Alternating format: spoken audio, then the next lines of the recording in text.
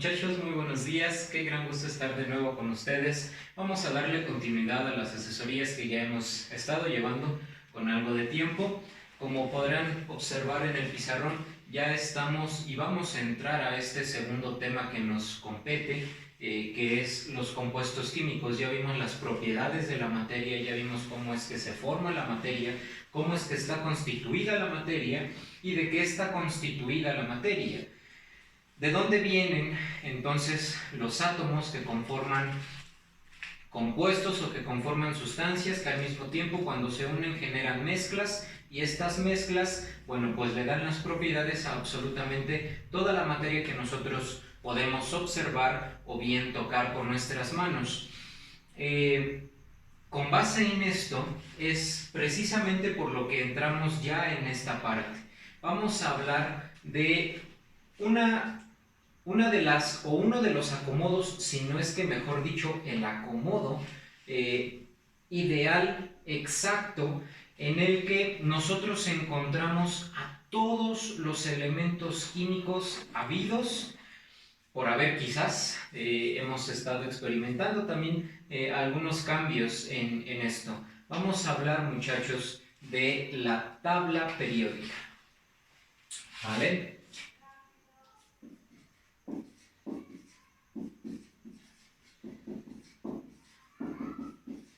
Vamos a hablar de la tabla periódica.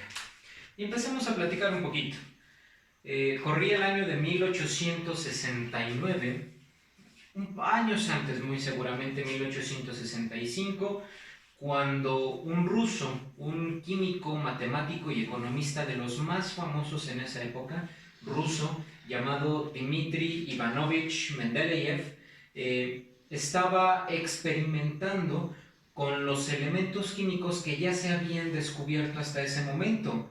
Sí, muchachos, se empezaron a descubrir elementos químicos hasta los años 1800, aunque hace millones y millones y millones de años se generaron todos los elementos químicos en las estrellas, en estos inmensos reactores nucleares.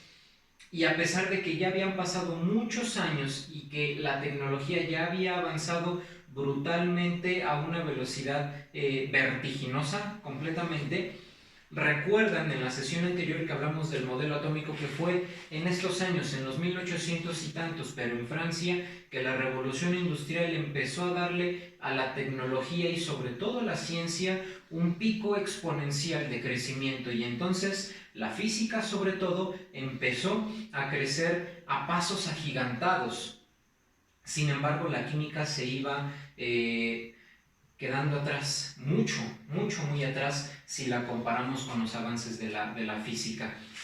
Fue este hombre, Dmitri Mendeleev, quien empezó a pensar en todos estos elementos y cómo es que se podían acomodar para darles la utilidad necesaria y la utilidad que ya estaban ellos observando en todos estos aparatos tecnológicos que iban poco a poco surgiendo.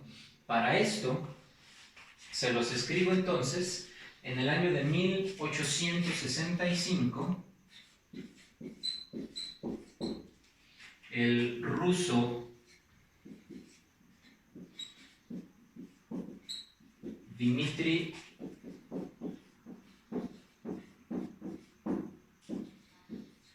Mendeleev, ¿sale?, fue quien empezó a pensar en todo esto, y estos primeros elementos recién descubiertos fueron, en efecto, por un inglés muy famoso que descubrió aproximadamente entre un 65 y 70% de todos los elementos que naturalmente están, en la naturaleza, llamado, tenía el título de Sir por la Sociedad Real, Sir Humphrey Davy. A este gran señor, a este grandísimo científico inglés, le debemos prácticamente el 65% de los elementos que nosotros encontramos en la tabla periódica ya tal cual hoy la conocemos. Sin embargo, en esos años, obviamente, cada uno de los descubrimientos de los elementos que Sir Humphrey Davy iba descubriendo, obviamente generaba un auge grandísimo